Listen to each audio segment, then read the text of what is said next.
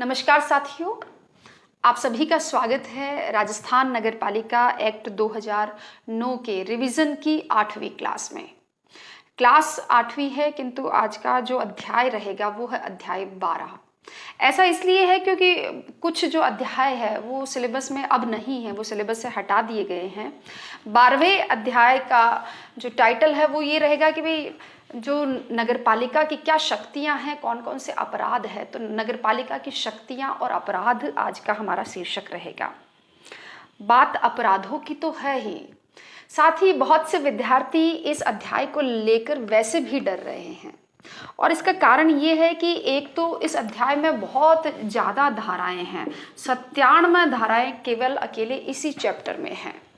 और दूसरा जो कारण है डर का वो ये है कि इसमें ढेर सारे अपराधों के बारे में और उससे संबंधित जो जुर्माने हैं, दंड है, शास्तियाँ, कारावास, यानी कहने का मतलब देखें तो बहुत सारा सामान है यहाँ पर पढ़ने के लिए, समझने के लिए। और इसी के कारण भयभीत होकर बहुत से विद्यार्थियों ने इस चैप्टर को लास्ट के लिए छोड़ रखा था, किंतु अब वो समय आ गया है कि इस चैप्टर को पढ़ लिया जाए, क्योंकि ये कोई उतना भी टिपिकल चैप्टर नहीं है। हालांकि जो पिछले जो 2 वीडियोस थे, जो 6ठी और 7वीं क्लास थी, उसके वीडियोस थोड़े बड़े हो गए थे, जिनकी एडिटिंग में और अपलोडिंग में थोड़ी प्रॉब्लम आई थी। हालांकि उस प्रॉब्लम को भी फिक्स करवाने की कोशिश की थी, लेकिन जो 6ठा वीडियो है उसमें 10-15 मिनट का वॉइस डिस्टर्बेंस तो होगा ही, लेकिन ये कोई उतना भी सिग्निफिकेंट डिस्टर्बेंस नहीं है।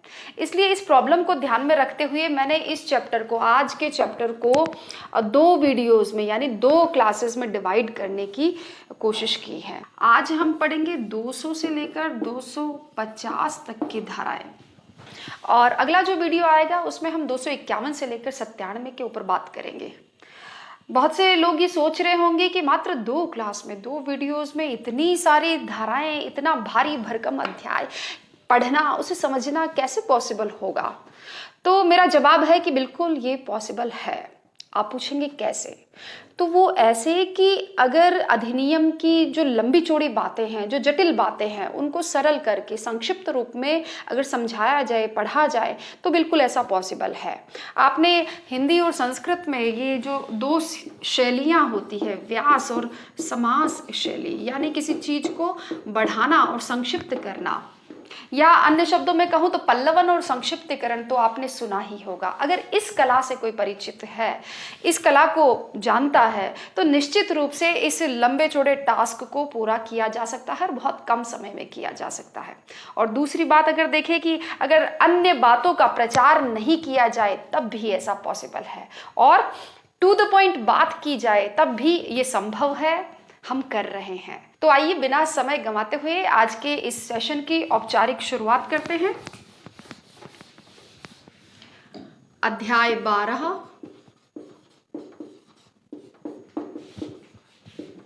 शीर्षक है नगरपालिका की शक्तियां व अपराध।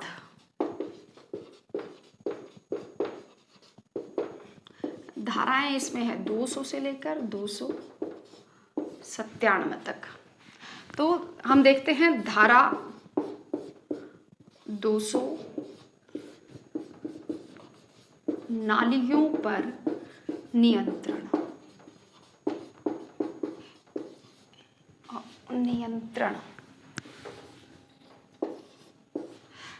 जो भी नगरपालिका क्षेत्र की जितने भी नालियां होंगी, चाहे वो सार्वजनिक हो या फिर निजी नाली हो, सार्वजनिक भी हो सकती है या निजी भी, उन सभी नालियों पर किसका नियंत्रण रहेगा? नगरपालिका का। नियंत्रण किस प्रकार से? जैसे उन नालियों का सर्वे करना हो या उनका रखरखाव करना हो, तो ये सभी जो दायित्व है वो नगरपालिका के होंगे। दूसरी बात जो इसमें कही गई है वो है कि जितनी भी नालियां होंगी उन सब पर जालियां होंगी, यानी ये जो नालियां हैं वो कवर्ड रहेगी। और तीसरी बात है, नगरपालिका इन नालियों की व्यवस्था करने के लिए लिखित में आदेश दे सकेगी। तो बस इतनी सी है धारा 200। केवल आप टाइटल से याद रखिए, नालियों पर नगरपालिका का नियंत्रण रहेगा। अब देखते हैं धारा 201, इसका शीर्षक है नालियां आदि बनाने की शक्ति। नालियां आदि बनाने की, नालियों के अलावा और क्या क्या बनाए जा सकते हैं अगर हम चर्चा करें तो कोई सुरंग बनाई जा सकती है, या पुल बनाया जा सकता है, या कोई पाइपलाइन हो तो पाइपलाइन बनाई जा सकती है। ठीक है, तो इसलिए कहा गया नालियां आदि बनाने की शक्ति। नगर पालिका किसी भी ड्रेनेज स्कीम को लागू करने के लिए कोई भी नाली, सुरंग, पुल, पाइपलाइन या अन्य कोई भी जल मार्ग बना सकती है, कोई जो चैनल है ऐसा वो बना सकती है। और नगर पालिका अथवा उसके द्वारा प्राधिकृत कोई व्यक्ति कोई भी नई नाली बना सकता है और पुरानी की मरम्मत कर सकता है। और अगर ऐसा करते हुए अगर किसी दूसरे व्यक्ति का कोई नुकसान हो जाता है तो नगर पालिका फिर उसे समुचित प्रतिकर भी देगी। तो बस इतना ही है धारा 201 में।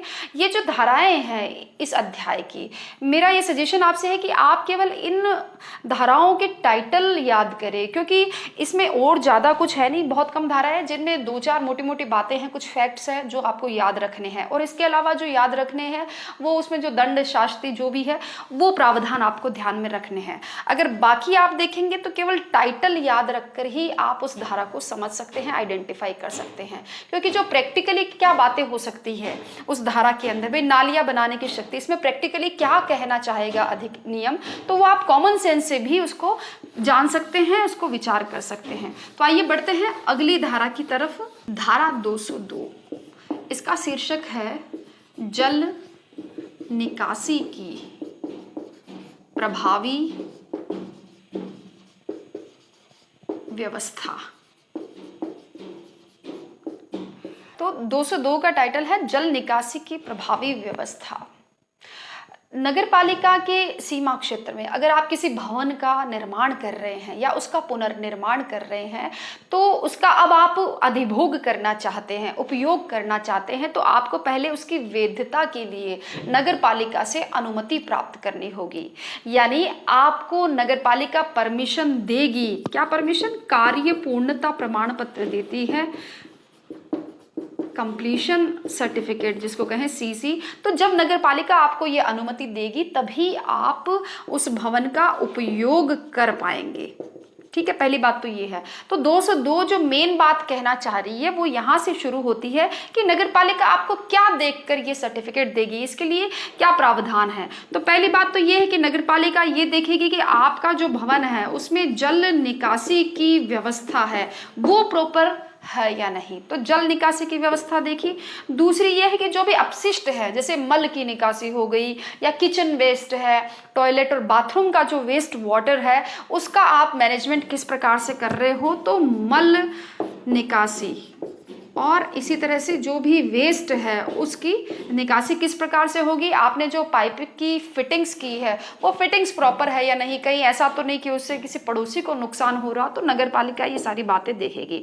और तीसरा ये है कि आपके भवन की जो नाली है वो मुख्य नाली से, मुख्य नाली कौन सी, जो नगर पालिका की नाली है, उससे इसके बीच की दूरी जो है 50 फीट होनी चाहिए। 50 फुट की दूरी है कि नहीं मुख्य नाली से। ये 3 चीजें क्लियर होगी तभी आपको नगर पालिका कार्यपूर्णता प्रमाण पत्र देगी।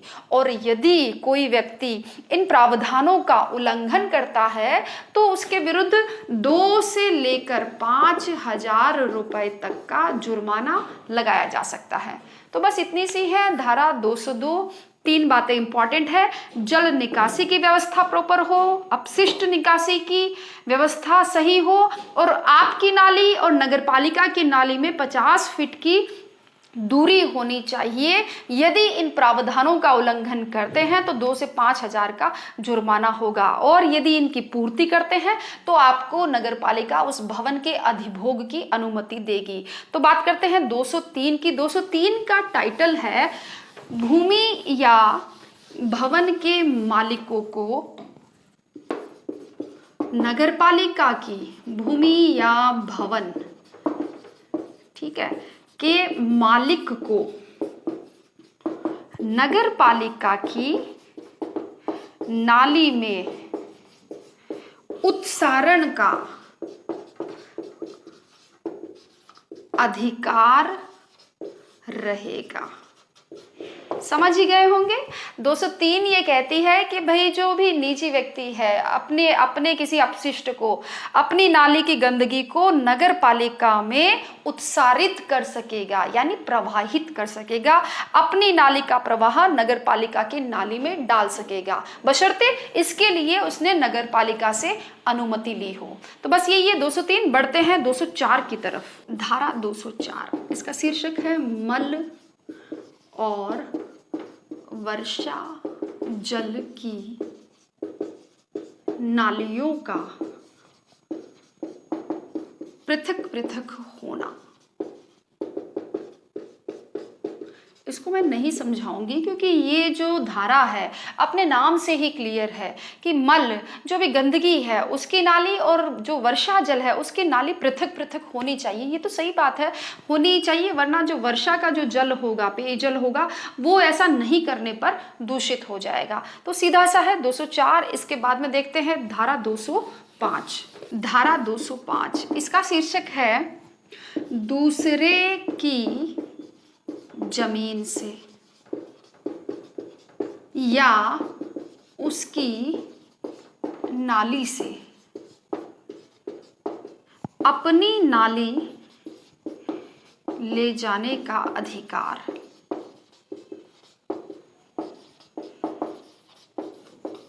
हालांकि ये जो टाइटल है ये थोड़ा और बड़ा है, लेकिन मैंने इसको संक्षेप में करके लिख दिया है समझाने के लिए कि दूसरे की जमीन से या उसकी नाली से अगर अपनी नाली निकालनी हो तो फिर नगरपालिका इसे कैसे प्राधिकृत करेगी, कौन सी शर्तें लगाएगी, तो वो धारा 205 में बताया गया है। कोई भी आदमी अपनी जमीन की नाली, अपने घर की नाली को दूसरे की जमीन में क्यों निकालेगा? पहली बात तो ये है, इसलिए निकालेगा कि मान लीजिए उसके पास में जल निकासी की कोई व्यवस्था ही नहीं हो, उसके पास में जगह ही नहीं हो कि वो कैसे निकाले, या फिर वो अपनी सुविधा के लिए क्या करे। तो ऐसी स्थिति में वो जो उसका पड़ोसी है उसकी अचल संपत्ति में से नाली निकाल सकता है, या फिर वहां से एक माध्यम ऐसा बनाए कि कैसे भी हो उसका ये जो अपशिष्ट है वो बाहर निकल जाए। लेकिन क्या दूसरा इसके लिए अनुमति देगा? कभी नहीं देगा। तो धारा 205 ये प्रक्रिया बताती है कि ऐसे में उस उपभोक्ता को अपने अधिकार कैसे दिए जाए। तो यहाँ पर सिर्फ उपभोक्ता के अधिकार दिए जाएंगे। वो इस तरह से है कि ऐसा व्यक्ति अपनी सुविधा के लिए, यानी नाली निकालने के लिए जो दूसरे की जमीन पर से निकालनी है, इसके लिए वह सबसे पहले नगरपालिका के समक्ष आवेदन करेगा। नगरपालिका दूसरों की आपत्तियां हैं तो उन आक्षेपों को सुन लेगी और उसके बाद में लिखित में परमिशन देगी, ठीक है, जो कि बाध्यकारी होगी।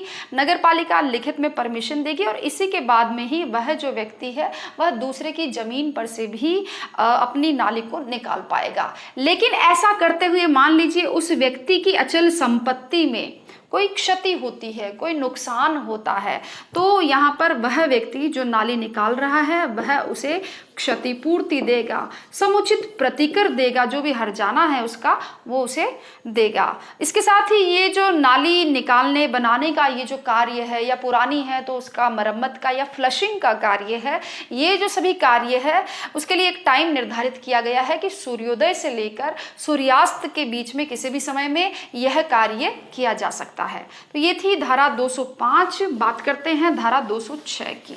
धारा 206, इसका टाइटल है संकर्म किस प्रकार किया जाना है। कौन सा संकर्म यानी कौन सा कार्य, वो जो धारा 205 में अभी हमने डिस्कस किया। 205 में क्या डिस्कस किया कि भाई खुद के पास में नाली ले जाने का रास्ता नहीं है तो दूसरे की जमीन पर से हम नाली ले गए। तो यानी ये 205 वाला ये संकर्म किस प्रकार से किया जाएगा, तो धारा 206 कहती है 3 तरीके से किया जाएगा। एक तो ये है कि कम से कम नुकसान हो, जो दूसरा व्यक्ति है जिसकी अचल संपत्ति में से नाली निकाल रहे हैं तो वो उसको कम से कम नुकसान हो, इस बात को ध्यान में रखकर संकर्म किया जाएगा, ठीक है। दूसरी बात यह है कि अगर मान लीजिए नुकसान हो गया हो तो नुकसान की जल्द से जल्द भरपाई हो जाए, ठीक है। और तीसरी बात यह है कि तुरंत, यथाशीघ्र, तुरंत तो नहीं कहेंगे, यथाशीघ्र, जितना जल्दी हो सके यह कार्य किया जाएगा। तो जवाब मिल गया है। संकर्म किस प्रकार से किया जाएगा? कम से कम तोड़फोड़ नुकसान के साथ किया जाएगा। कोई नुकसान कारित हो भी जाता है तो जल्दी से जल्दी उसकी भरपाई की जाएगी। और तीसरा यह कि यथाशीघ्र कार्य को निष्पादित किया जाएगा। तो यही है धारा 206 में। बात करते हैं 207 की। इसका टाइटल है धारा 207, जिस भूमि से नाली निकाली गई है उस पर पश्चातवर्ती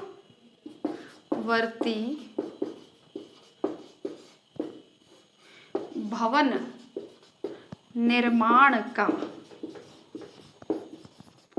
स्वामी का अधिकार। क्या कहना चाह रही है धारा 207? बड़ी वाजिब सी बात ही कह रही है धारा 207 कि मान लीजिए दूसरे की जमीन से नाली निकाली, किंतु अब उसको उसी जगह पर कोई और भवन बनाना है, कोई निर्माण कार्य करना है, तो क्या ये उसका अधिकार नहीं है? तो धारा 207 कहती है बिल्कुल ये उसका अधिकार है कि वो वहां पर अपने किसी भवन का, पश्चातवर्ती भवन का अगर उसके आ गया है बनाना है तो वो बना सकता है। तो इसके लिए क्या होगा? नगर पालिका सबसे पहले उस व्यक्ति को कहेगी जिसके फायदे के लिए नाली बनाई गई थी, उसको क्या कहेगी कि भाई या तो तुम इस नाली को बंद कर दो, या तुम इसको हटा दो, या फिर ऐसा है कि इसकी डायरेक्शन चेंज कर दो, इसकी दिशा ही परिवर्तित कर दो। ठीक है, पहले तो इसको भी कहेगी और साथ ही के साथ इस भवन के निर्माता यानी इस स्वामी को भी कहेगी कि आप ऐसा भी तो कर सकते हो कि थोड़ा इस नाली को ध्यान में रखकर भवन का निर्माण कर लिया जाए।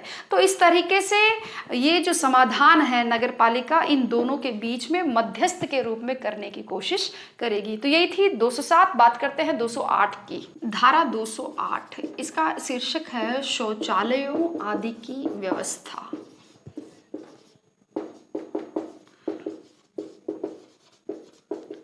अपना जो क्षेत्र है, अपने क्षेत्र में शौचालयों आदि की प्रभावी व्यवस्था करना, जी हाँ, ये भी नगर पालिका का ही दायित्व है। कोई भी ऐसा भवन हो जहां पर 20 से ज़्यादा लोग रह रहे हो, या फिर ऐसा कोई भी गैर आवासीय भवन जैसे कोई स्कूल है या बाजार है या कोई पब्लिक प्रोग्राम है, तो उसके मालिक को या उसके मैनेजर को मुख्य नगर पालिका अधिकारी लिखित में नोटिस दे सकता है कि आप उस प्रोग्राम में या उस भवन में या उस स्थान पर शौचालय और मूत्रालय की समुचित व्यवस्था कीजिए।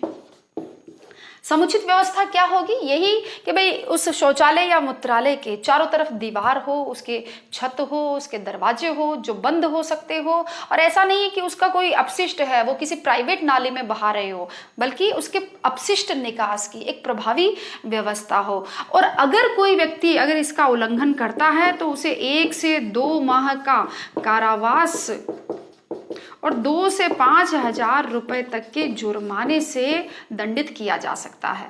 तो ये थी शौचालयों की व्यवस्था जिस पर नगर पालिका का क्या दायित्व रहेगा, धारा 208। बात करते हैं 209 की। धारा 209, इसमें भी वही बात है। इसका टाइटल है कारखानों और विद्यालयों और जो भी सार्वजनिक केंद्र है, जो भी सार्वजनिक स्थान है, वहाँ पर तहारत और मूत्रालयों के निर्माण की व्यवस्था करवाना। तहारत का मतलब वही शौचालय। तो यहाँ पर भी वही बात है, बस थोड़ा सा जुर्माने में अंतर आएगा। 209 ये कहती है कि नगर पालिका अपने क्षेत्र में जो भी कारखाने हैं और इसी तरह से जो बिजनेस कॉम्प्लेक्स हो गए और स्कूल, होटल, रेस्टोरेंट, बाजार, सामुदायिक केंद्र है या सिनेमा हॉल, मैरिज हॉल, सभा भवन है और इसी के साथ ही मनोरंजन के कोई क्लब है या पार्क है, ऐसे सभी स्थानों पर नगर पालिका लिखित में नोटिस देकर शौचालय और मूत्रालय की समुचित व्यवस्था करने का आदेश दे सकती है। इस समुचित में सारी बातें आ गई है, ये अपने आप में बहुत ही अच्छा वर्ड है। समुचित सब कुछ आ जाता है, साफ सफाई भी आ गई, उसका मेंटेनेंस आ गया, महिलाओं के लिए अलग व्यवस्था है, तो सारी बातें यहाँ पर आ जाती है। संक्षिप्त करने का ये बहुत अच्छा तरीका है, समुचित व्यवस्था करें।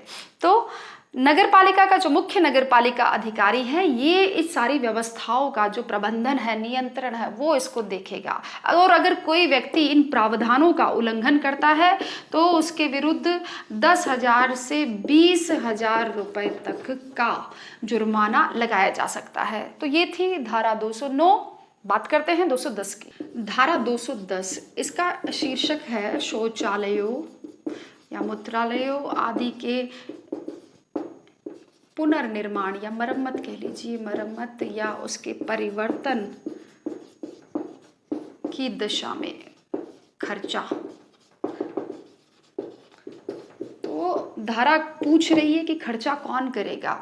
जवाब भी देती है धारा 210 के भाई खर्चा कौन करेगा। अगर ये जो है शौचालय और मूत्रालय ये नगर पालिका की निधि से नहीं बनाए गए हैं तो खर्चा कौन करेगा उनकी मरम्मत का, उनको ठीक करवाने का? वो जो इसका स्वामी है अथवा जो इसका उपयोग कर रहे हैं।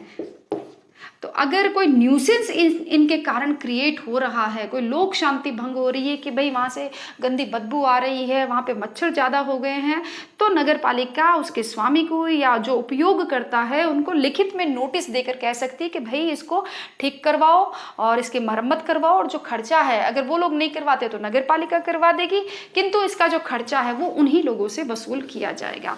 तो ये थी 210। साथ ही में बात करते हैं 211 की। 211 का जो शीर्षक है वो ये कहते हैं कि जो भी प्राइवेट नालियां हैं, जो भी विद्यमान प्राइवेट नालियां हैं, उनको बंद करने की शक्ति भी किसके पास है? नगर पालिका के पास। नाली को बंद करने की शक्ति। अगर वो नाली सामान्य पद्धति के अनुकूल नहीं है, यानी जो सामान्य व्यवस्था है उसके अनुकूल नहीं है, तो फिर नगर पालिका को ये शक्ति है कि वो ऐसी नाली को बंद कर देवे। तो ये थी 211। बात करते हैं 212 की। धारा 212, इसका शीर्षक है अप्राधिकृत यानी अनऑथोराइज्ड, अप्राधिकृत मल नाली को निर्मित करने या पुनर्निर्मित करने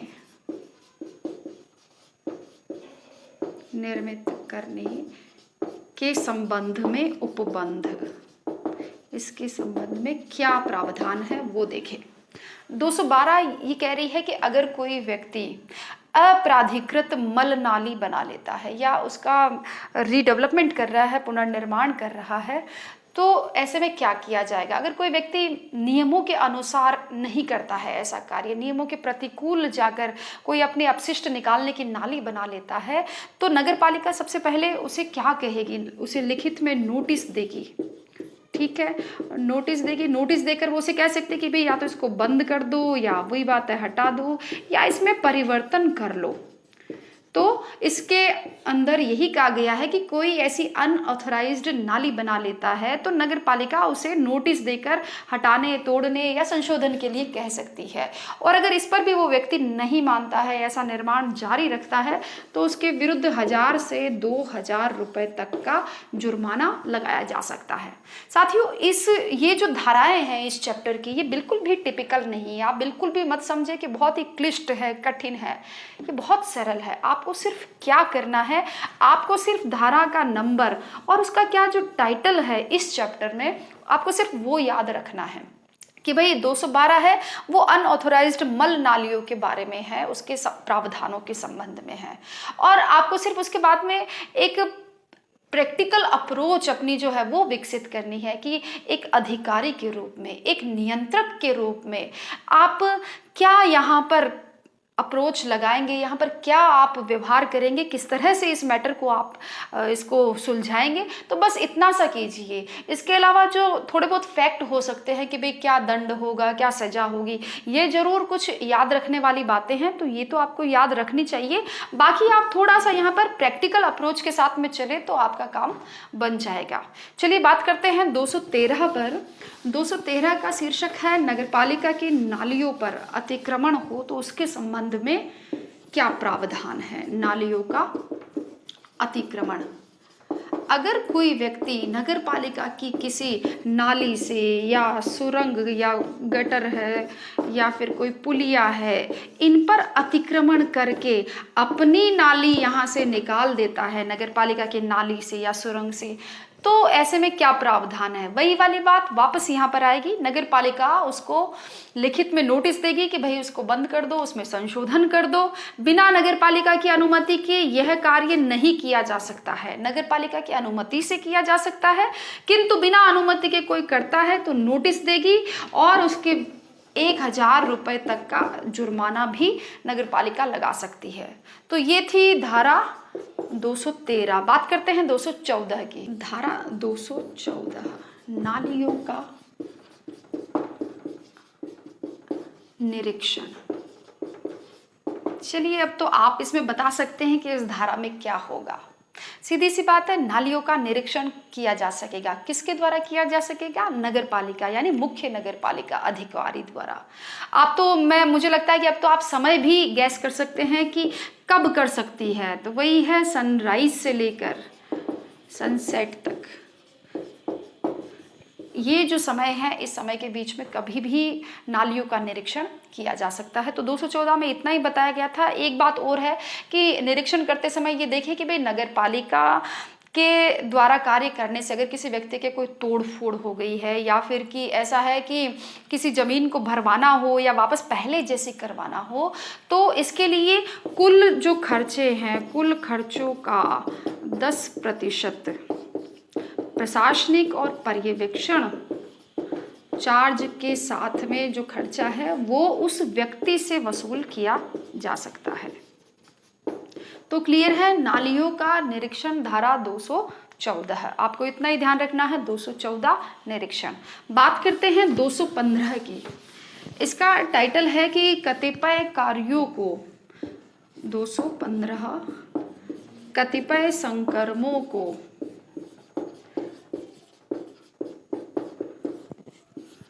शॉर्ट में लिख देती हूँ, मालिक के बजाय, मालिक से करवाने के बजाय नगरपालिका खुद निष्पादित कर सकती है। धारा 215 ये कह रही है कि कुछ ऐसे भी काम है जिन्हें नगरपालिका उसके मालिक से नहीं करवा के खुद भी कर सकती है या किसी एजेंसी के थ्रू करवा सकती है।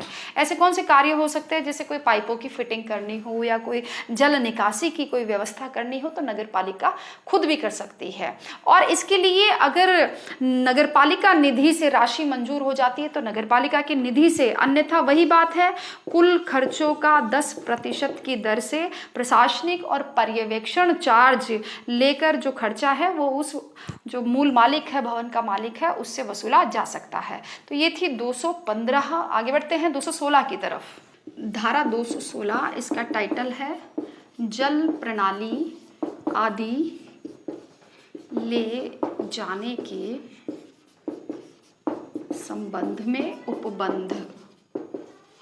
जल प्रणाली का मतलब हो गया कोई भी वाटर चैनल। जल प्रणाली विकसित करने का जो दायित्व है, जो उत्तरदायित्व है, वो वैसे तो सरकार के जलदाय विभाग का है, किंतु धारा 216 ये कह रही है कि जल प्रणाली विकसित करने का ये जो कार्य है ये नगरपालिका को भी सौंपा जा सकेगा। यानी ये कार्य नगरपालिका को भी सौंपा जा सकेगा, यानी ऐसा करने की शक्तियां नगरपालिका के पास में भी होगी।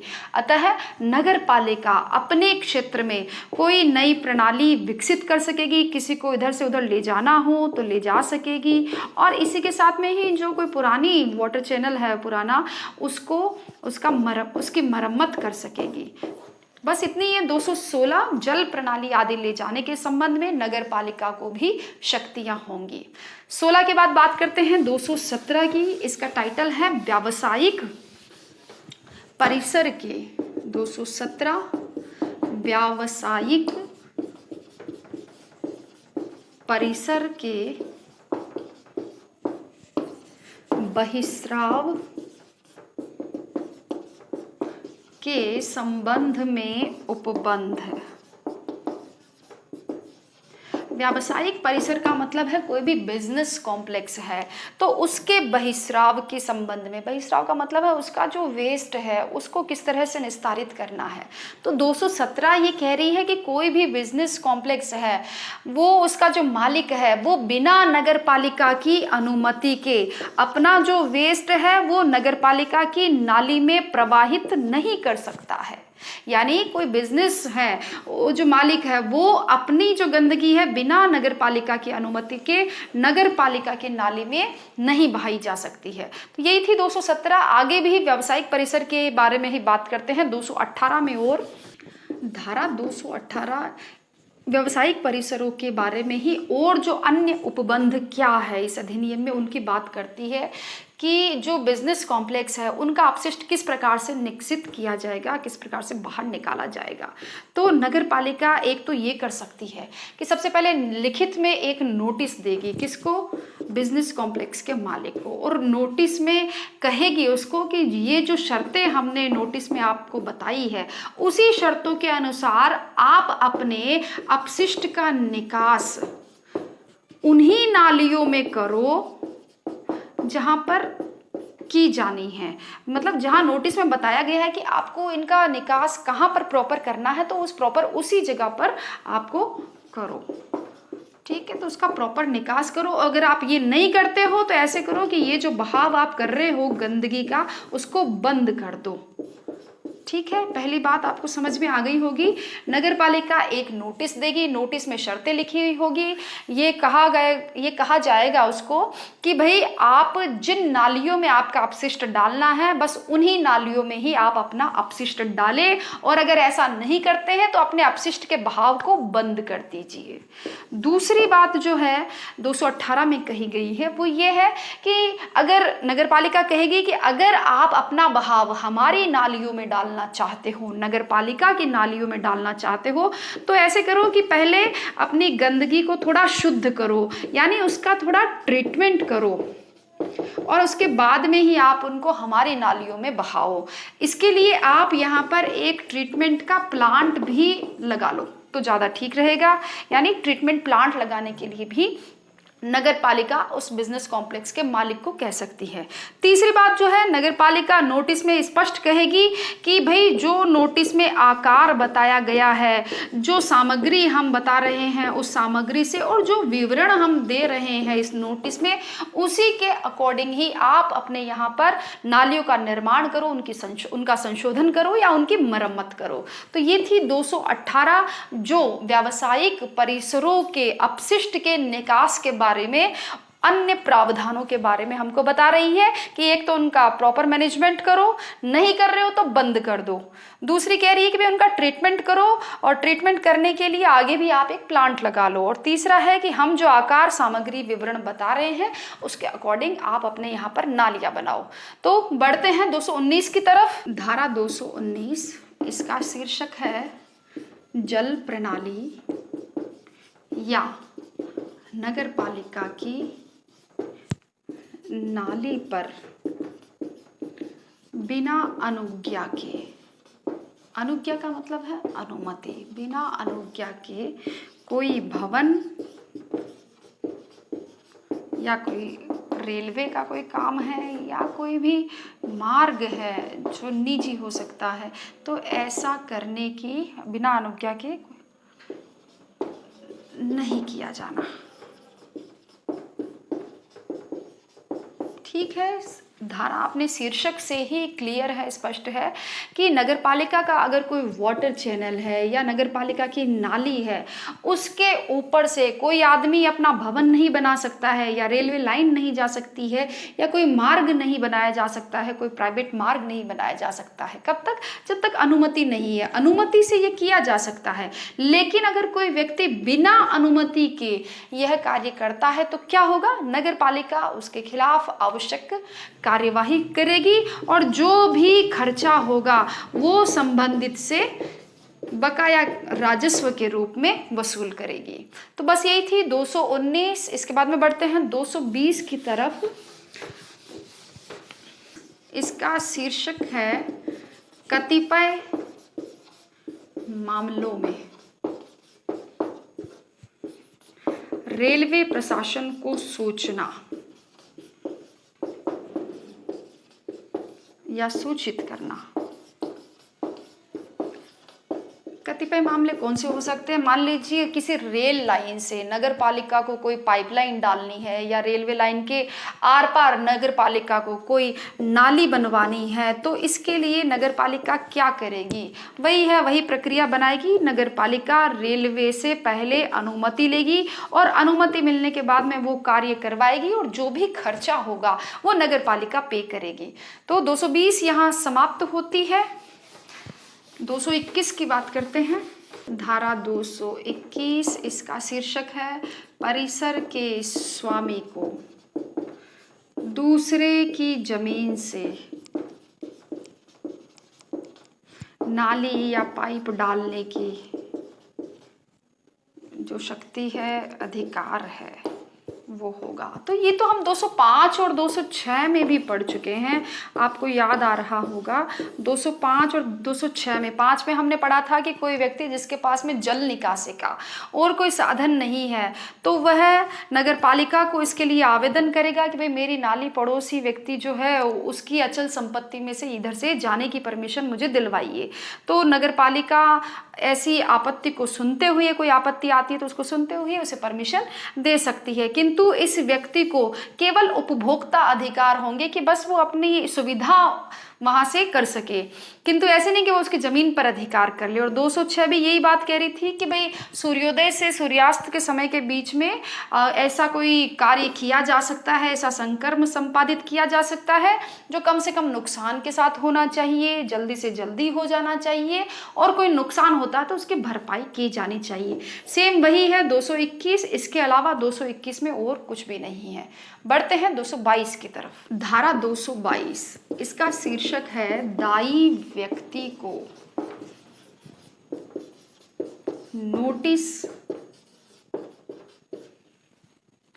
देने के पश्चात मुख्य नगर पालिका अधिकारी द्वारा कार्य निष्पादित करने की शक्ति।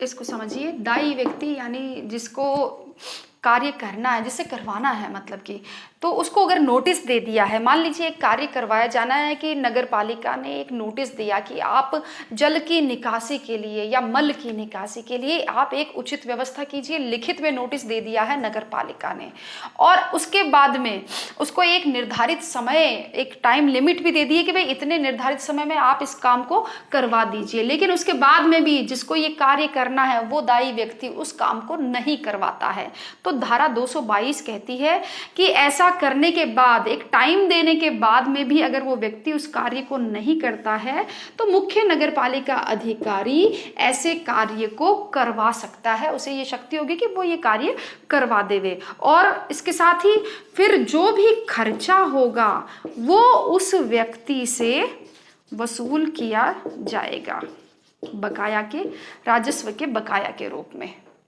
ठीक है, आप एक काम कीजिए कि यहाँ पर प्रक्रिया वापस वही घूम फिर कर आएगी। ये प्रक्रिया एक बार अपने दिमाग में फिट कर लीजिए कि क्या प्रक्रिया होगी ऐसे कार्य करवाने की।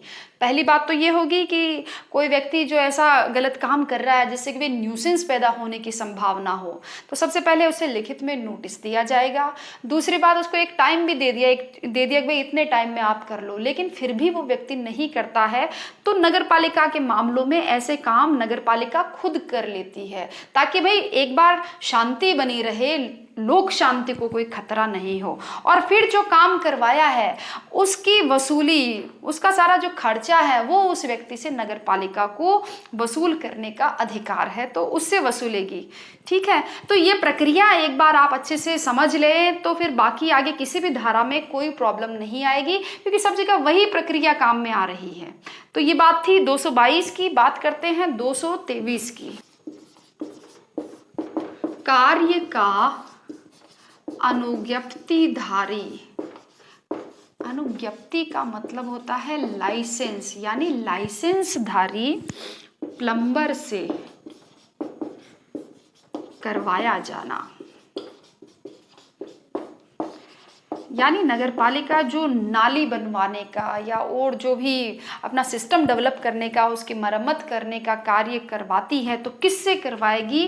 धारा 223 में लिखा हुआ है किसी भी अनुज्ञप्तिधारी लाइसेंस शुदा प्लम्बर से ये काम करवाया जाएगा। ठीक है, पहली बात तो ये है।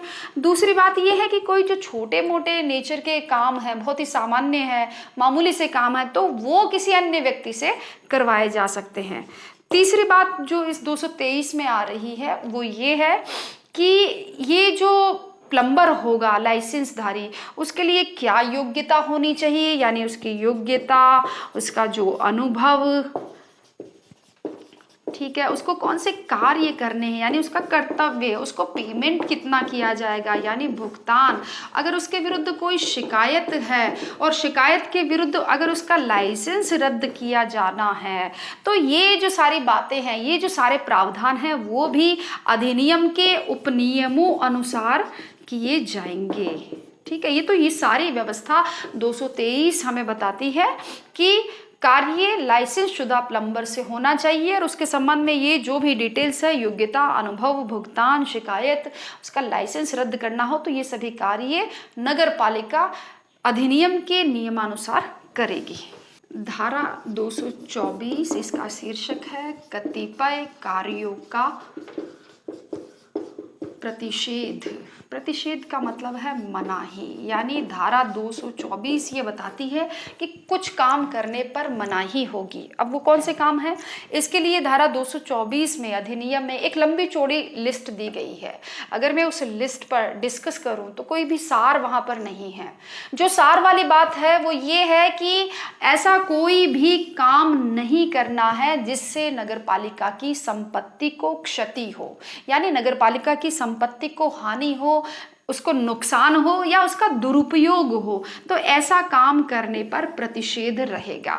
एक आध उदाहरण फिर भी आपको समझाने के लिए कह देती हूँ कि जैसे भाई नगरपालिका का कोई खंबा था, उसको हिला दिया, कोई लाइट थी तोड़ दी, या पानी का मीटर था उसको तोड़ दिया, पाइपलाइन तोड़ दी, या कोई तालाब है तो वहाँ पर गंदे कपड़े धो दिए, पशुओं को नहला दिया, तो इस तरीके से पानी को गंदा कर दिया, या जो नालियाँ हैं उसमें प्लास्टिक की थैलियाँ डाल दी, तो इस तरह के जो काम हैं वो नहीं करने हैं। कॉमन सेंस की बातें हैं, तो ये आपको ध्यान में रखनी है। प्रतिषेध। बात करते हैं धारा 225 की।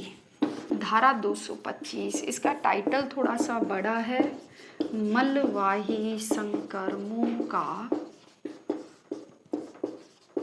परिवर्तन, पर धारा बहुत ही सिंपल है। एक बार टाइटल समझ ले, मलवाही संक्रमों का परिवर्तन, उसका रख रखाव का सौंपा जाना और मल वहन प्रभारी का बिल बनाना और फिर उसका संग्रहण।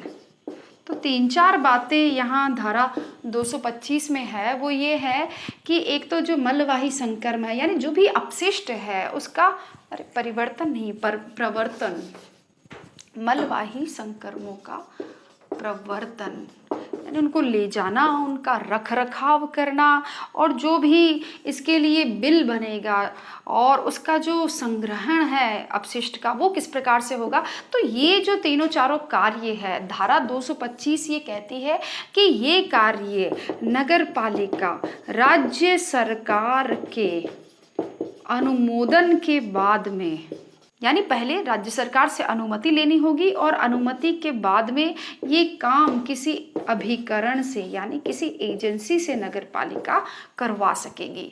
तो ये थी 225 कि भाई ये जो सारा कार्य है अपशिष्ट को उसका वो परिवहन करना, उसका मेंटेनेंस करना, फिर उसका संग्रहण करना, तो ये जो सारे काम है नगर पालिका चाहे तो राज्य सरकार के अनुमोदन के बाद ये काम किसी एजेंसी को भी सौंप सकती है। क्यों करेगी नगर पालिका ऐसा? इसलिए क्योंकि नगर पालिका के पास में वैसे भी करने को बहुत ज़्यादा काम है, और दूसरा इसके लिए ये जो इतना बड़ा कार्य है इसके लिए एक लंबी चौड़ी मशीनरी चाहिए। तो इसलिए अगर नगर पालिका को उचित लगे तो वह राज्य सरकार के अनुमोदन से ये समस्त कार्य किसी एजेंसी के माध्यम से करवा सकती है। धारा 226 इसका शीर्षक है ठोस अपशिष्ट के प्रबंधन व हस्तगन के संबंध में उपबंध। ये थोड़ी सी इंपॉर्टेंट है 226, इसको थोड़ा समझिए। एक अधिनियम बना हुआ है केंद्र सरकार का, पर्यावरण संरक्षण अधिनियम 1986 का। पर्यावरण संरक्षण अधिनियम 1986 में ये कहा गया है कि जो भी ठोस अपशिष्ट है, उस ठोस अपशिष्ट के प्रबंधन यानी उसको मैनेज करने के लिए, उसके हस्तगन यानी कि उसकी हैंडलिंग के लिए, उसके नियमन के लिए, परिवहन यानी उसके ट्रांसपोर्टेशन के लिए, भंडारण यानी कि स्टोरेज के लिए, संग्रहण यानी कि कलेक्शन के लिए, और इसके साथ ही उसके प्रसंस्करण यानी उसको रिसाइकिल करना हो या उसका ट्रीटमेंट करना हो तो उसके लिए, और अंत में बात आती है व्ययन की, व्ययन के लिए यानी उसको डिस्पोज करने के लिए एक पूरा सिस्टम डेवलप करना होगा, पूरी एक व्यवस्था विकसित करनी होगी, सिस्टम बनाना होगा। और नगर पालिका के क्षेत्र में, अपने क्षेत्र में यह कार्य कौन करेगी? नगर पालिका यह काम करेगी। फिर से समझिए, 226 ये कहती है कि पर्यावरण संरक्षण अधिनियम 1986 के अनुसार नगर पालिका अपने क्षेत्र में जो भी ठोस अपशिष्ट है उसका प्रबंधन करेगी, हस्तगन करेगी यानी हैंडलिंग करेगी, नियमन करेगी, परिवहन, भंडारण, संग्रहण, उसके प्रसंस्करण और व्ययन के लिए, ये सारी व्यवस्था करने के लिए एक अवसंरचना विकसित करेगी। और दूसरी बात जो कही गई है वो ये है कि नगर पालिका, क्योंकि लंबा चौड़ा काम है, अकेले नहीं कर पाए तो नगर पालिका यह काम खुद भी कर सकती है अथवा किसी एजेंसी से भी यह कार्य करवा सकती है। दो बात।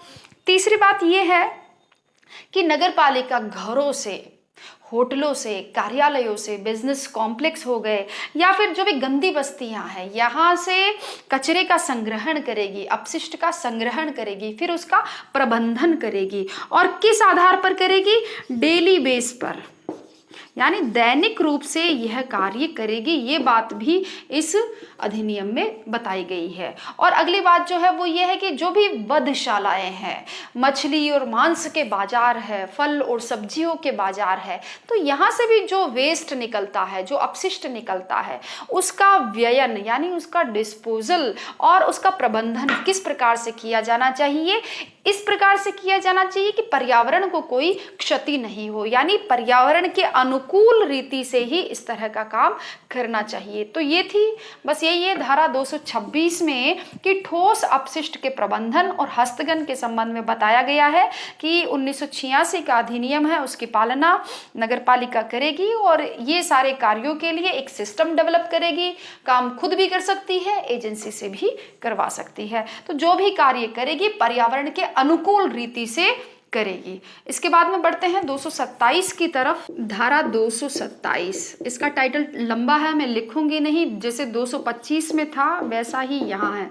225 में मलवाही जो संकर्म थे उनके बारे में था, यहाँ ठोस अपशिष्ट के बारे में है कि जो भी ठोस अपशिष्ट होगा उसका प्रवर्तन करना है या उसका रख रखाव करना है या उसके लिए प्रभार लगाने हैं या बिल बनाने हैं, तो नगर पालिका चाहे तो ऐसे कार्यों के लिए, इस प्रबंधन के लिए या तो कोई चार्ज वसूल कर सकती है जो वो समय समय पर तय कर सकती है। ठीक है, निर्धारित कर सकती है कि भाई कितना चार्ज वसूला जाना है। और दूसरी बात जो कही है वो ये है कि नगर पालिका ये जो कार्य है वो खुद भी कर सकती है अथवा किसी एजेंसी से भी करवा सकती है। तो कोई खास बात 227 में है नहीं।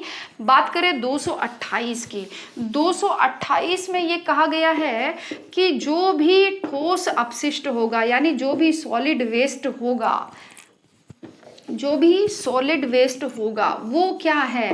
वो सब नगर पालिका की संपत्ति है, यानी कचरा कचरा नहीं है, कचरा नगर पालिका की संपत्ति है। ठीक है। और नगर पालिका जैसा ठीक समझे, जैसा उसको उचित लगे, उस प्रकार से उसका व्ययन कर सकती है, यानी उसका डिस्पोजल कर सकती है। तो ये थी 228। बात करते हैं 229 की। धारा 229, इसका जो शीर्षक है कि ठोस अपशिष्टों के व्ययन के लिए, यानी उनके व्ययन और अंतिम व्ययन, जो भी सॉलिड वेस्ट है उसके व्ययन और अंतिम व्ययन के लिए स्थान नियत करना, यानी जो भी सॉलिड वेस्ट होगा, जो भी अपशिष्ट होगा, उसका डिस्पोजल कहाँ किया जाएगा, यानी वो स्थान क्या होगा। तो धारा 229 ये कहती है कि नगर पालिका अपनी सीमा के अंदर या उसके बाहर किसी स्थान पर उस कचरे को, यानी उस ठोस अपशिष्ट को निस्तारित कर सकती है, उसका व्ययन कर सकती है, उसका डिस्पोजल और फाइनल डिस्पोजल कर सकती है। कहाँ? अपनी सीमा में या अपनी सीमा के बाहर। लेकिन इससे अलग अगर कोई नया स्थान निर्धारित करना हो तो वो खास बात है। अगर कोई नया स्थान निर्धारित करना हो तो इसके लिए क्या प्रक्रिया होगी? इसके लिए राज्य सरकार से अनुमति लेनी होगी। ठीक है, क्लियर है। 229, जो भी कचरा है उसका डिस्पोजल नगर पालिका अपनी सीमा के अंदर या बाहर कहीं कर सकती है, किंतु इसके लिए और अगर कोई नया स्थल निर्धारित करना है तो राज्य सरकार की अनुमति से ऐसा किया जाएगा। इसके बाद में बात करते हैं 230 की। 30 का शीर्षक है जो भी परिसर है उनके जो स्वामी है या अधिभोगी है वो अपने कचरे को कहाँ पर स्टोर करेंगे? जहाँ कचरा कर रहे हैं। बहुत ही कॉमन सेंस वाली बात है 230 में कही गई है कि कोई भी परिसरों के स्वामी है या अधिभोगी है, उस स्थान का उपयोग कर रहे हैं रहने के लिए, तो वे जहाँ पर कचरा कर रहे हैं उसी स्थान पर ही उस कचरे को, उस अपशिष्ट को स्टोर करेंगे, यानी उसका भंडारण करेंगे। जहाँ से अपशिष्ट उत्पन्न हो रहा है वहीं पर ही उसका भंडारण। एक बात। दूसरी बात यह है कि वे लोग अपने परिसर में साफ सफाई रखेंगे, गंदगी नहीं फैलाएंगे, अलग अलग कचरा अलग अलग पात्रों में इकट्ठा किया जाएगा, यानी जो भी अपशिष्ट है उसको व्यवस्थित रखेंगे।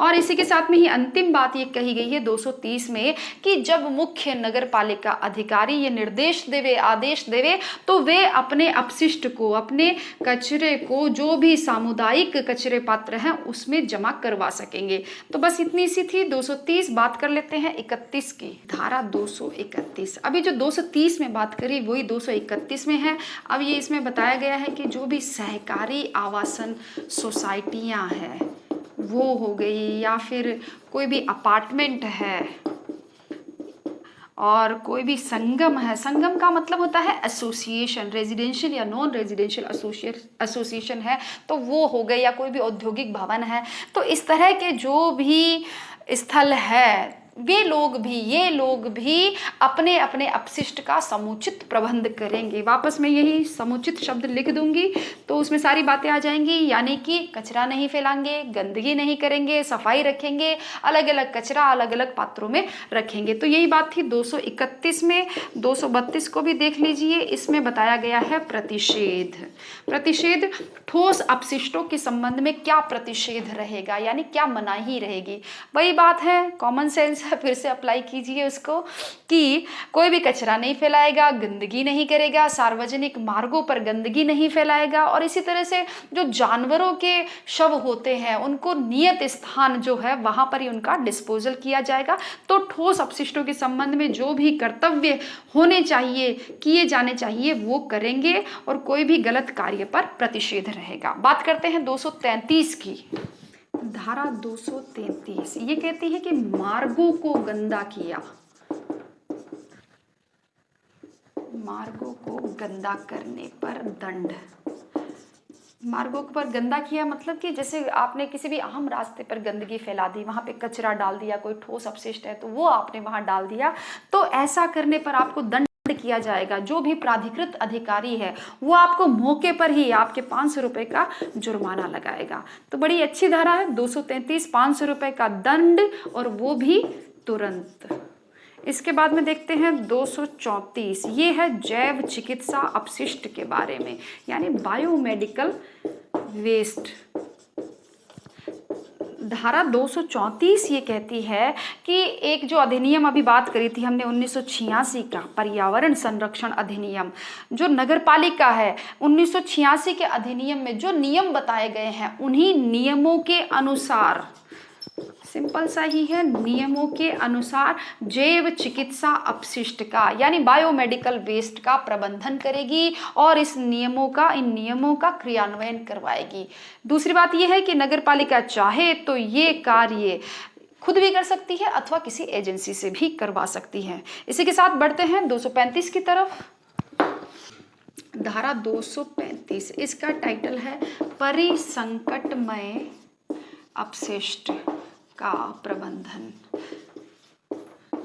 यानी कोई परिसंकटमय, इसके लिए मुझे वर्ड मिला हैजार्डियस कोई अपशिष्ट है, कोई ऐसा वेस्ट है, तो उसका प्रबंधन किस प्रकार से किया जाएगा। वही बात है 234 वाली है कि 1986 के जो नियम बताए गए हैं उन्हीं नियमों के अनुसार ही ऐसे परिसंकटमय अपशिष्ट का प्रबंधन और उसकी हैंडलिंग, उसका क्रियान्वयन किया जाएगा। और वही बात है नगरपालिका खुद भी कर सकती है या किसी एजेंसी से भी यह कार्य करवा सकती है। तो 235 कोई खास बात नहीं है, आपको सिर्फ टाइटल याद रख के चलना है। इसके बाद में बात करते हैं 236 की, इसका ये थोड़ी इंपॉर्टेंट है। 236 शीर्षक है कतिपय बहिर्गत भागों के लिए अनुज्ञा आवश्यक।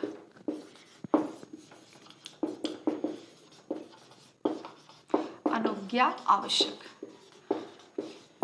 तो ये धारा 236 ये कहती है कि अगर कोई व्यक्ति अपने घर से अपने यानी अब जो अपना भवन है उस भवन के बाहरी भाग में, बहिर्गत भाग यानी उसके बाहरी भाग में अगर कोई बालकनी निकाल लेता है या कोई चबूतरा बना लेता है अथवा मान लीजिए सीढ़ियाँ निकाल ली है उसने, है ना, जो उसके भवन से बाहर है, और हमने जो पढ़ी थी ना सार्वजनिक जो नियमित लाइन बनाती है नगरपालिका, उस नियमित लाइन को अगर वो क्रॉस कर रही है उसका ये निर्माण, तो ऐसे में नगरपालिका उसको ये कहेगी कि भाई आप ये अपना निर्माण है उसको हटाओ। और अगर वो व्यक्ति ऐसा नहीं करता है तो 5 से 10,000 रुपए तक का जुर्माना उस पर लगाया जा सकता है, और इतने पर भी वो काम जारी रखता है तो उसके विरुद्ध 50 से 100 रुपए पर डे की पेनल्टी लगाई जा सकती है।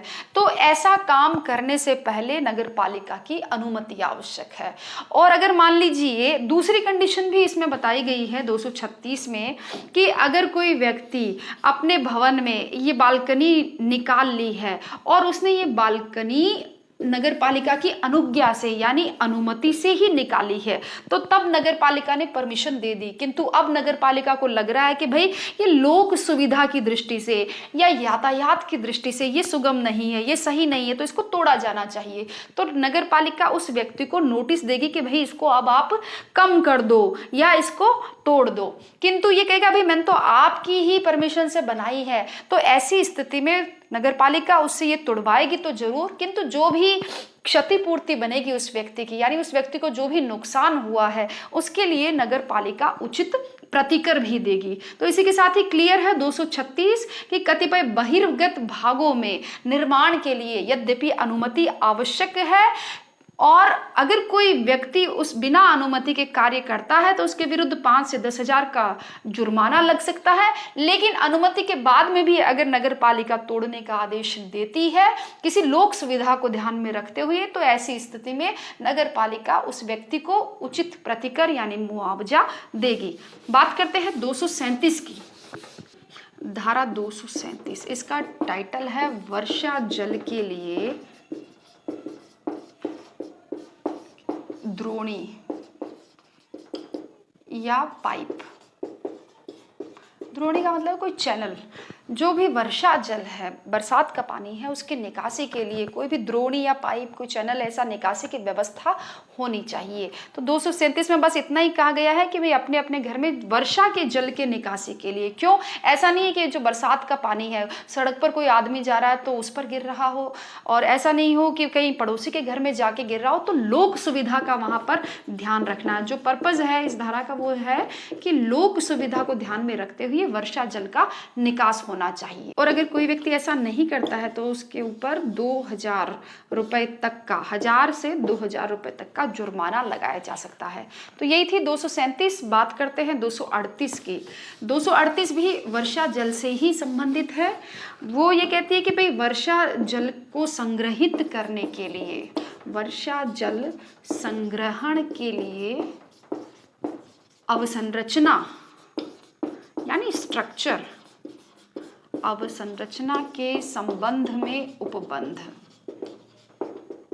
इस धारा में बाद में संशोधन हुआ था और संशोधन के बाद में जो सारभूत बात निकल कर आती है वो मैं आपको बता देती हूँ। धारा 238 कहती है कि नगरपालिका क्षेत्र में कोई भी व्यक्ति जिसका मकान 300 वर्ग मीटर या उससे अधिक का है, तो ऐसे प्रत्येक व्यक्ति को, ऐसे प्रत्येक भवन के व्यक्ति को, मालिक को अपने उस एरिया में, अपने क्षेत्र में वर्षा जल का संग्रहण करने के लिए किसी अवसंरचना को विकसित करना पड़ेगा। कहने की बात यह है सिंपली कि अपने यहाँ पर उसे rain water harvesting system develop करना पड़ेगा, यानी वर्षा जल संग्रहण, रेन वाटर हार्वेस्ट। इसके लिए एक स्ट्रक्चर उसको खड़ा करना पड़ेगा। क्या स्ट्रक्चर खड़ा कर सकता है? सीधी सी बात है, या तो होद बना सकता है अपने घर में, यानी कि टैंक बना सकता है, और दूसरा ये है कि वो यूं भी कर सकता है कि जो वर्षा का जल आ रहा है उसे डायरेक्ट भूमि में प्रवाहित कर दे, यानी सीधा भूमि में उसको प्रवाहित करे, ताकि जो भूजल है, भूजल के स्तर में वृद्धि हो। और अगर व्यक्ति ये नहीं करता है, यानी ये rain water harvesting system develop नहीं करता है, तो नगर पालिका उसे पानी और बिजली के कनेक्शन नहीं देगी। ये भी प्रावधान 238 में है कि उसे ऐसे कनेक्शन नहीं दी जाए, या फिर जो अधिभोग प्रमाण पत्र नगर पालिका जिसकी स्वीकृति देती है, यानी कि कार्य पूर्णता प्रमाण पत्र CC, तो ये भी उस व्यक्ति को नहीं दी जाएगी जब तक कि वो ये सिस्टम डेवलप नहीं कर ले। राज्य सरकार अगर चाहे तो यहाँ पर कोई छूट दे सकती है। जो राज्य सरकार को जिस एरिया में ऐसा लगे कि भाई यहाँ इसकी आवश्यकता नहीं है, तो राज्य सरकार आवश्यकता अनुसार छूट दे सकती है। अच्छा, अंतिम बात जो कही गई है 238 में वो ये है कि अगर कोई व्यक्ति ये जो प्रावधान है, इन प्रावधानों का उल्लंघन करता है, देखिए बड़ी खास बात है, उसको 7 दिन का कारावास या फिर 25,000 रुपए से लेकर 1 लाख तक का जुर्माना उस पर लगाया जा सकता है। तो काफ़ी बहुत बड़ा जुर्माना है ये, और साथ ही बड़ी भारी सजा है ये कि वर्षा जल का संग्रहण नहीं करता है, 238 के प्रावधानों को फॉलो नहीं करता है, तो 7 दिन के कारावास से दंडित किया जा सकता है, या 25,000 से लेकर 1 लाख तक का जुर्माना उस पर लगाया जा सकता है। इसी के साथ ही संशोधन से जो धारा जुड़ी है अगली, इसी के साथ में ही है, वो है 238 का, और ये है पार्किंग के संबंध में। यानी नगरपालिका के क्षेत्र में पार्किंग की भी यहाँ पर व्यवस्था होनी चाहिए। कोई बिल्डर अगर बना रहा है, कोई अपार्टमेंट बना रहा है, तो उसको पार्किंग व्यवस्था के लिए भी सर्टिफिकेट देना होगा कि भाई मेरे यहाँ पर पार्किंग की सुविधा है। और अगर वो यह नहीं देता है, ये क्लियर नहीं करता है, तो वही बात है, उसको भी पानी बिजली के कनेक्शन नहीं मिलेंगे। और जुर्माने की भी व्यवस्था यहाँ पर है, 7 दिन का कारावास और 25,000 तक का जुर्माना लगाया जा सकता है। इसी के साथ ही कंप्लीट होती है 238। बढ़ते हैं 39 की तरफ। धारा 239, इसका टाइटल है ब्रैकेट लगाना।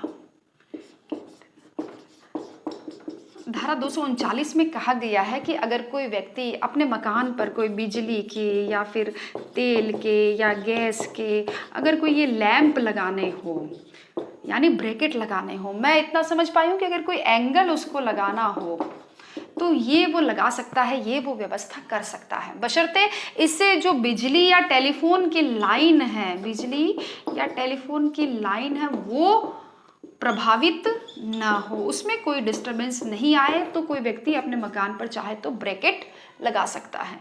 इसके बाद में देखते हैं 240, इसका शीर्षक है मार्गों का नामकरण करना और मार्गों का 240, मार्गों का नामकरण, नाम रखना व घरों का संख्यांकन, ये काम भी नगर पालिका करती है। नगर पालिका अपने क्षेत्र में अगर कोई भी मार्ग है तो उसका नाम रख सकती है, ठीक है, पहली बात तो ये। और फिर उनका नाम लिखवाएगी, जैसे उसको पेंट करवाएगी, किसी भी सहज दृश्य स्थान पर उसका नामकरण लिखेगी। अगर राज्य सरकार आदेश देवे, ये भी बात इंपॉर्टेंट है, राज्य सरकार आदेश देवे कि भाई इसका नाम ये बदल कर ये किया जाता है या ये करो, तो नगर पालिका राज्य सरकार के आदेश की पालना करेगी। इसी तरह से नगर पालिका जो भी है उसके क्षेत्र के घर है, घरों पर भी नंबरिंग कर सकती है, नंबर डलवा सकती है, और इसके लिए जो खर्चा होगा वो उस संबंधित से वसूल करेगी। और अगर कोई व्यक्ति इन मार्गों के नाम को या घरों के नंबर को, इन प्लेट्स को अगर विरूपित करता है, विरूपित का मतलब है भाई उसको मिटाना, खराब कर देना, तो ये कोई व्यक्ति अगर करता है तो ऐसे व्यक्ति से 1000 से 2000 रुपए तक का जुर्माना वसूल किया जाएगा। तो यही थी 240 कि भाई मार्गों का नाम रखना और घरों का संख्यांकन करवाना, ये दायित्व नगर पालिका के होंगे। धारा 241, इसका शीर्षक है मूर्तियों की स्थापना। मूर्तियों की स्थापना करने का जो आदेश है वो केवल और केवल राज्य सरकार देगी, यानी केवल और केवल राज्य सरकार ही ये कार्य कर सकती है, अनुमति दे सकती है। अगर नगर पालिका को भी, आप इस बात को एकदम अच्छे से पक्के से फिक्स कर लीजिए अपने दिमाग में कि अगर नगर पालिका को भी कोई मूर्ति लगानी है तो वो सबसे पहले क्या करेगी, राज्य सरकार से अनुमोदन लेगी। बिना राज्य सरकार की अनुमति के कोई भी व्यक्ति किसी की भी मूर्ति स्थापित नहीं कर सकता है। तो ये बात 241 में कही गई है, बड़ी इंपॉर्टेंट बात है। अच्छा, आगे जो कहा गया है कि अगर कोई व्यक्ति किसी मूर्ति को विकृत करता है यानी नष्ट करता है या बिना अनुमति के किसी की मूर्ति स्थापित करता है तो उसके लिए अलग से कानूनी प्रावधान है कि उसे 2 से 6 महीने तक का कारावास में भेजा जा सकता है या 25 से 50,000 रुपए तक के जुर्माने से दंडित किया जा सकता है। तो एक काफ़ी बड़ी सजा यहाँ पर है 241 में, मूर्तियों की स्थापना। क्लियर है? बात करते हैं 242 की। इसका शीर्षक है झाड़ियों और वृक्षों को। 242 झाड़ियों या वृक्ष हैं उनको हटाना या उनकी काट छाट करना। इसको समझिए 242 ये कहती है कि अगर किसी व्यक्ति के, है ना, कोई निजी संपत्ति का मालिक है, अगर उसके किसी पेड़ से, उसकी झाड़ियों से अगर आम रास्ता बाधित हो रहा है तो फिर नगर पालिका का जो मुख्य नगर पालिका अधिकारी है उसे आदेश दे सकता है कि भाई इसकी काट छांट करवाओ, इसकी छटनी करवाओ, कोई एक्सीडेंट हो सकता है या जनता को असुविधा हो रही है, तो नगर पालिका अधिकारी उस व्यक्ति को ऐसा करने के लिए लिखित में आदेश दे सकता है। उस आदेश के बाद में भी अगर व्यक्ति ऐसा नहीं करता है तो नगर पालिका खुद वह कार्य करवा देगी और जो भी खर्चा होगा वो उस व्यक्ति से वसूल लेगी। तो इतनी थी 242। धारा 243, इसका शीर्षक है खतरनाक भवन। यानी कोई खतरनाक भवन आ जाए तो ऐसी स्थिति में नगर पालिका क्या प्रक्रिया अपनाएगी। वही बात है 242 वाली, जैसे 242 में किया था, झाड़ी और वृक्ष हटवाए थे, वैसे ही ये करेगी। यानी अगर कोई भवन ऐसा है जो खतरनाक है, गिर सकता है या जर्जर है, उससे यातायात बाधित हो सकता है या लोग जो है आम जनता है उनको असुविधा, जान और माल की हानि होने की जहां पर संभावना है, मान लीजिए बारिश आने वाली है तो उससे अगर किसी को कोई क्षति हो गई, बारिश में वो भवन गिर गया है, तो ऐसी स्थिति में फिर कौन उसके लिए उत्तरदायी होगा। तो नगर पालिका यहाँ पर क्या करेगी, ऐसे व्यक्ति को जो उस भवन का मालिक है उसको नोटिस देगी। अच्छा, यहाँ पर 2 प्रकार के नोटिस दिए जाएंगे। एक तो है सामान्य स्थिति में, जबकि खतरा आसन्न न हो, यानी खतरा निकट नहीं हो। भाई मौसम विभाग ने अभी चेतावनी दी कि भाई बारिश आने वाली है तो भाई आप अपनी सावधानी बरतो। ऐसी स्थिति में नगर पालिका क्या करेगी, उसे 2 दिन का नोटिस देगी कि भाई 2 दिन का टाइम दिया जाता है, भाई या तो इसको खतरनाक भवन को आप तोड़वा लो, जो भी करना है इसका करो, उपचार करो, या इसको मजबूत करवा लो, इस तरीके से इस पर बाड़ लगा लो, कुछ भी कर लो, तो उसको व्यवस्था के लिए 2 दिन का नोटिस देगी। और जब खतरा आसन्न हो, यानी जब खतरा पास में हो, तब उसे 3 दिन का नोटिस दिया जाएगा।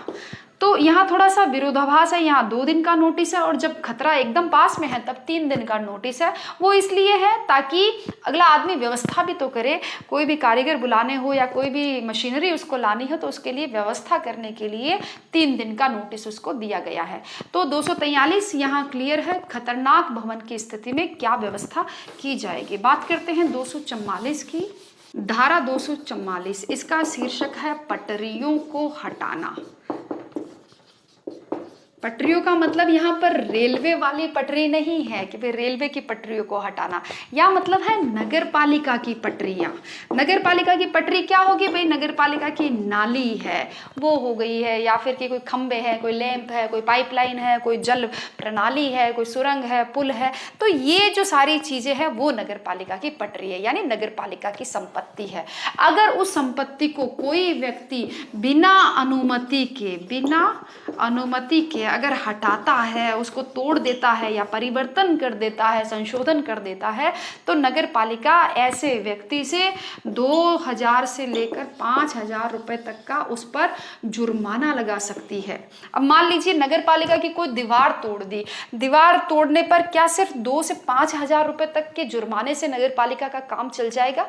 बिल्कुल भी नहीं, क्योंकि नगर पालिका को नुकसान तो ज्यादा हुआ है, इसलिए नगर पालिका इस जुर्माने के साथ में ही जो वास्तविक क्षति हुई है, वास्तविक क्षति की राशि भी वसूल करेगी। और अगर व्यक्ति वो नहीं देता है टाइमली, तो फिर उसके विरुद्ध 1 से 2000 रुपए का फिर से जुर्माना लगाएगी और 10% जो भी प्रशासनिक चार्जेस हैं वो भी उससे वसूल किए जाएंगे। तो ये थी धारा 244। धारा 245, इसका टाइटल है सार्वजनिक भूमि पर अतिक्रमण।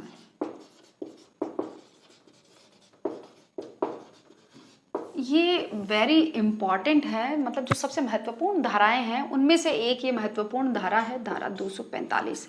इसमें काफ़ी सारे प्रावधान किए हुए हैं कि सार्वजनिक भूमि पर अगर कोई व्यक्ति अतिक्रमण करता है या कोई बाधा कारित करता है तो ऐसे में उसके विरुद्ध क्या कार्यवाही की जाएगी। तो अलग अलग अतिक्रमणों यानी अलग अलग कार्यों के लिए अलग अलग प्रावधान हैं, हम एक एक करके उनको देख लेते हैं और समझ लेते हैं। पहली बात तो ये है कि अगर कोई व्यक्ति किसी सार्वजनिक भूमि पर या नाली पर सीढ़ियों के अलावा, यानी केवल सीढ़ियां तो बना सकता है, सीढ़ियों के अलावा अगर कोई अतिक्रमण करता है तो ऐसा करते हुए दोष सिद्ध होने पर उसे 3 माह से लेकर 3 वर्ष तक का कारावास उसे दिया जा सकता है और इसी के साथ ही 30,000 से लेकर 50,000 रुपए तक के जुर्माने से भी दंडित किया जा सकता है। तो पहला प्रावधान था, क्लियर है, अगर कोई व्यक्ति किसी सार्वजनिक भूमि या नाली पर सीढ़ियां बनाने के अलावा अगर कोई अतिक्रमण करता है तो 3 माह से लेकर 3 वर्ष तक का कारावास और 30,000 से लेकर 50,000 रुपए तक के जुर्माने से दंडित किया जा सकता है। दूसरा जो प्रावधान है वो ये है कि अगर कोई व्यक्ति किसी सार्वजनिक भूमि पर कोई अस्थायी निर्माण करता है और अस्थायी निर्माण यानी अतिक्रमण करता है तो ऐसा करते दोष सिद्ध होने पर 1 माह का कारावास और 5,000 रुपए के अर्थदंड से दंडित किया जा सकता है। तो ये था दूसरा प्रावधान। बात करते हैं तीसरे प्रावधान की, वो ये है कि कोई भी व्यक्ति जो सार्वजनिक भूमि है वहां से मिट्टी नहीं खोद सकता है बिना अनुमति के। अगर वो खनन कर रहा है तो इस पर पाबंदी रहेगी और ऐसा करता हुआ वह दोष सिद्ध हो जाता है तो 2 से लेकर 6 माह तक का कारावास और 30,000 से लेकर 50,000 रुपए तक के अर्थदंड से यानी जुर्माने से उसको दंडित किया जा सकता है। चौथा प्रावधान देखते हैं कि अगर ऐसा अवैध खनन करते हुए या जो भी कोई अवैध अतिक्रमण कर रहा है, ऐसा करते समय अगर नगर पालिका को वहां से कोई औजार प्राप्त होते हैं या कोई मशीन हो गई है या कोई उपकरण है तो नगर पालिका उनकी भी कुर्की कर सकेगी यानी उनका अधिग्रहण कर सकेगी। और अगर किसी व्यक्ति को इससे आपत्ति हो तो वो अपनी अपील दायर कर सकता है 30 दिन के अंदर। कहाँ पर? जिला मजिस्ट्रेट के समक्ष। अपील 30 दिन में जिला मजिस्ट्रेट के समक्ष वो व्यक्ति दायर कर सकता है कि भाई आप तो मेरा इतना इतना सामान ले गए, मुझे कितना नुकसान हुआ है। तो नगर पालिका जो भी कुर्की करेगी उसमें से अपना खर्चा काट लेगी और अपना खर्चा काट के जो भी सरप्लस बच रहा है उस सरप्लस राशि को उस व्यक्ति को कह दिया जाएगा कि भाई तुम चाहो तो इसको ले सकते हो, इसके लिए दावा कर सकते हो। अच्छा, अगला जो प्रावधान है वो ये है कि कुछ ऐसे भी मामले हैं जहां पर नगर पालिका स्वयं अस्थायी अतिक्रमण के लिए अनुमति देगी। तो वो कौन से मामले हो सकते हैं? जैसे कोई त्योहार है या कोई मेले लगाने हैं, तो ऐसी स्थिति में जैसे होली आ गई या दशहरा है, तो नगर पालिका अधिकतम 7 दिन के लिए किसी स्थान के अस्थायी अधिभोग के लिए अनुमति दे सकती है, बशर्ते उनको ये कहकर कि भाई आप जो भी लोगों की सुविधा है उसका ध्यान रखिए। तो ये था 5वां प्रावधान। अगला प्रावधान देख लेते हैं कि नगर पालिका का ही कार्मिक यानी कोई व्यक्ति, अधिकारी हो सकता है, कार्मिक हो सकता है, वो अगर इस तरह के अतिक्रमण की कार्यवाही में शामिल होता है, यानी खुद अतिक्रमण करता है अथवा किसी से मिली भगत करके अतिक्रमण करवाता है, तो फिर उसके विरुद्ध भी कार्यवाही की जाएगी कि 3 महीने से लेकर 3 वर्ष तक का उसे कारावास दिया जा सकता है अथवा 30,000 रुपए के जुर्माने से उसको दंडित किया जा सकता है। अगला जो प्रावधान है वो ये है कि ये जो सारे मामले होंगे सार्वजनिक भूमि पर अतिक्रमण के मामले, ऐसे मामलों की जांच पुलिस उपाधीक्षक या कह लीजिए डीएसपी रैंक के अधिकारी द्वारा ही की जाएगी। यानी ये जो सभी मामले हैं डीएसपी रैंक का अधिकारी होगा, पुलिस का अधिकारी, वही ऐसे मामलों की जांच करेगा और फिर अगला जो है रिपोर्ट कहाँ भेजेगा? कोर्ट को भेजेगा।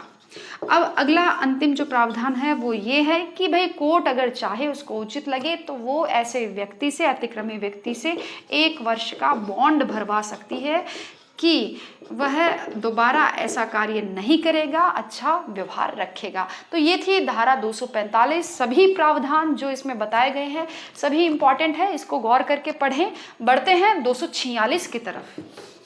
धारा 246, इसका शीर्षक है खतरनाक खुदाई। यानी सिंपली है, इसको समझ लीजिए, सिर्फ समझने की बात है। अगर कोई भी व्यक्ति बिना अनुमति के कोई भी खतरनाक खुदाई करता है, यानी ऐसा कोई खनन करता है भाई जिससे कि भाई जान माल को खतरा होने की संभावना हो या न्यूसेंस पैदा होने की संभावना हो, तो ऐसी स्थिति में नगर पालिका क्या कार्रवाई करेगी 246 में बताया है। नगर पालिका ऐसे में उस व्यक्ति को नोटिस देगी कि भाई ये जो भी खनन कर रहे हो उसको बंद करो या इसको अभी रोक दो। लेकिन ऐसा करने पर भी अगर वह व्यक्ति उस खुदाई को रोकता नहीं है, बंद नहीं करता है और नगर पालिका को अंदेशा हो जाता है कि भाई अगर इसको रोका नहीं गया तो कोई भी दुर्घटना घटित हो सकती है, तो ऐसी स्थिति में नगर पालिका खुद, मान लीजिए ये खनन क्षेत्र है, तो नगर पालिका खुद इसके चारों ओर जहां से भी जनता की पहुंच हो, लोग आते जाते हो या कोई रास्ता हो, तो वहां पर कोई दीवार बना सकती है, कोई बाड़ लगा सकती है, कोई बोर्ड लगा सकती है। तो नगर पालिका खुद ऐसा कर लेगी जब वो व्यक्ति नहीं करेगा तो, और जो ये खर्चा आएगा वो नगर पालिका उस व्यक्ति से वसूल करेगी। तो ये थी 246। बात करते हैं 247 की। इसका टाइटल बड़ा है लेकिन धारा बहुत सिंपल है। 247 ये कहती है कि भाई परिसरों में, यानी अगर किसी को अपने परिसर में कोई पशु पालन करना है या मुर्गी पालन करना है, ठीक है, तो इसके लिए अनुज्ञप्ति लेनी पड़ेगी, यानी लाइसेंस लेना पड़ेगा, अनुमति लेनी पड़ेगी। कौन देगा ये अनुमति? नगर पालिका देगी। ठीक है, कैसे देगी? एक निर्धारित जो भी फीस है वो फीस लेकर नगर पालिका यह अनुमति देगी और नगर पालिका की अनुमति के बाद जो नियम बने हुए हैं उन्हीं नियमों के अनुसार ही कोई व्यक्ति पशुपालन कर सकेगा। जैसे कोई घोड़ा रखना हो या सुअर पालने हो, कुत्ते पालने हो या मुर्गी पालन करना हो, तो वो उन्हीं नियमों के अनुसार किया जाएगा ताकि किसी प्रकार का कोई न्यूसेंस पैदा नहीं हो। क्योंकि पशुपालन के कारण में बहुत ही दुर्गंध, वहां से मुर्गी पालन का मैंने देखा है तो बहुत ही वहां से दुर्गंध पैदा होती है, न्यूसेंस होने की किसी भी समय संभावना बनी रहती है। तो ऐसी स्थिति में उनको नियमानुसार करने के लिए कहा जाएगा। और अगर नगर पालिका चाहे तो पशुओं के ऐसे वर्ग जहां से उसे लगे कि भाई यहाँ पर न्यूसेंस नहीं हो सकता है, तो ऐसे कोई वर्ग है पशु के या पक्षियों के, तो वहां पर नगर पालिका चाहे तो अपनी आवश्यकता अनुसार छूट भी दे सकती है। तो ये थी 247। 248 धारा 248 इसका शीर्षक है कतिपय पशुओं या पक्षियों का अभिग्रहण। पशु या पक्षी इनका अभिग्रहण, अभिग्रहण मतलब उनको जब्त कर देना। तो 248 कहती है कि अगर किसी व्यक्ति का कोई भी पशु, कोई कुत्ता हो गया, घोड़ा है या सूअर है या अन्य कोई भी चौपाया है, वो अगर सार्वजनिक मार्ग पर अगर घूमता भटकता हुआ पाया जाता है या उससे अगर आम जनता को कोई खतरा होने की संभावना लगे, तो नगर पालिका अधिकारी जो है वो ऐसे पशुओं को अभिग्रहित कर सकेगी, यानी उनको जब्त कर लेगी। और जो भी उसका मालिक होगा वो 7 दिन का टाइम देगी कि अगर किसी को इस पर दावा करना हो, कोई आपत्ति करनी हो तो 7 दिन में आ जाए। 7 दिन का समय वो देगी। और अगर 7 दिन में भी अगर कोई व्यक्ति उस पशु पर दावा नहीं करता है, तो फिर नगर पालिका ज़्यादा तो रख रखाव को, उसको मेंटेनेंस को कैसे भार उसका वहन करेगी, तो नगर पालिका ऐसी स्थिति में उसका विक्रय कर देगी। विक्रय कैसे करेगी? नीलामी से। तो नीलामी कर देगी और नीलामी से जो भी उसका खर्चा आया है, मेंटेनेंस का जो रखरखाव का खर्चा आया है, वो विक्रय की गई राशि में से माइनस कर लिया जाएगा, यानी उसमें से काट कर अपनी राशि वसूल कर लेगी।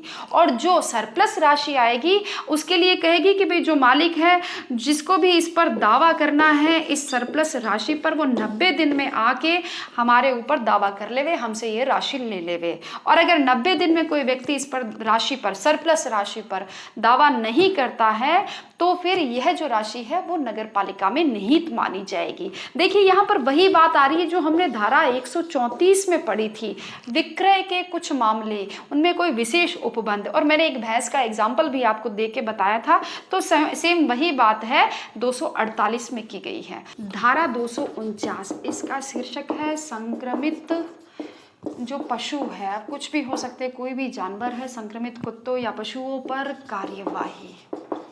मैं पशु लिख देती हूँ। अगर नगर पालिका क्षेत्र में कोई भी पशु है वो किसी बीमारी से संक्रमित हो गए हैं, जैसे कुत्ते हैं उनको रेबीज हो गया है, तो नगर पालिका अधिकारी का, मुख्य नगर पालिका अधिकारी का ये कर्तव्य होगा कि वो एक अवधि निर्धारित करके, यानी अवधि निर्धारित करेगा कि भाई इस टाइम के अंदर अंदर ये जो पशु है, कौन से वाले संक्रमित पशु है, तो इनको नष्ट कर दिया जाए। ठीक है, तो पहली बात तो ये हो गई। और साथ ही ये निर्देश भी देगा कि जिसके भी पशु है, जिन जिन लोगों के पास में पशु है और जिनके लाइसेंस नहीं है, तो ऐसे लोग अपने इन पशुओं को अपनी प्राइवेट संपत्ति की तरह घर में ही संभाल कर रखें। अगर वो इस तरह से बाहर घूमते भटकते और लोगों को नुकसान करते हुए पाए जाते हैं, तो फिर हम उनको उठा के ले जाएंगे, उनको अभिग्रहित कर लेंगे, उनके खिलाफ जो भी कार्रवाई होगी वो करेंगे। तो ये बात थी 249 की, जिसमें कहा गया है कि संक्रमित पशुओं को किस प्रकार से नष्ट किया जाएगा। अब बात करते हैं 250 की। इसका टाइटल है कि परिसरों के भीतर भी अगर कोई पशु है और उसके कारण से न्यूसेंस क्रिएट हो रहा है, तो क्या कार्यवाही की जाएगी। तो धारा 250 ये कहती है कि अगर किसी के पास में जो पशु है वो लाइसेंस धारी भी हो, परिसरों के भीतर है और क्या है, उनके पास में लाइसेंस ले लिया है, किंतु लाइसेंस लेने के बाद में भी उनके पशु कोई न्यूसेंस क्रिएट कर रहे हैं, आसपास के लोगों को, मान लीजिए वो डॉग है तो वो उसको काट रहा है, बच्चों को किसी ने काट लिया है, तो इस तरह की घटनाएं अगर वहां से हो रही है, यानी न्यूसेंस पैदा हो रहा है, तो नगर पालिका एक नोटिस देगी पहले उसके मालिक को कि भाई आप इसको इस टाइम पीरियड में इसको ठीक करो, किसी भी तरीके से इसका उपचार करवाओ, या जो भी है व्यवस्था सही करने का उसे आदेश देगी। अगर इतने पर भी वो व्यक्ति नहीं करता है तो नगर पालिका कार्यवाही करेगी कि एक तो पहले, सबसे पहले उसका लाइसेंस ही रद्द करेगी। ठीक है, और फिर क्या करेगी, उस पशु को अभिग्रहित कर लेगी, यानी जब्त कर लेगी, और फिर उसके नीलामी करवा देगी। तो ये कार्यवाही है 250 में की जाएगी। आगे की धाराओं के लिए बने रहिएगा अगले वीडियो में।